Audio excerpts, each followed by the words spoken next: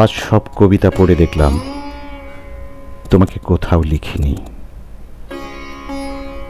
যতবার কলম ছুঁয়েছি কাগজের বুকে, ততবার শব্দেরা ঝরে গেছে বাতাসের কাছে।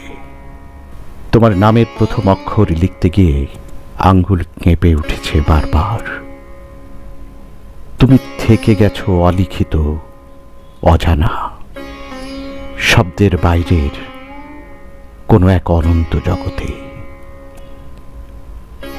আমি প্রেম লিখেছি, ব্যথা লিখেছি, শহরের নিঃসঙ্গ বিকেল লিখেছি, জল ভেজা শাড়ির নরম গন্ধ লিখেছি, কিন্তু তোমাকে না, তোমাকে কখনো লিখিনি।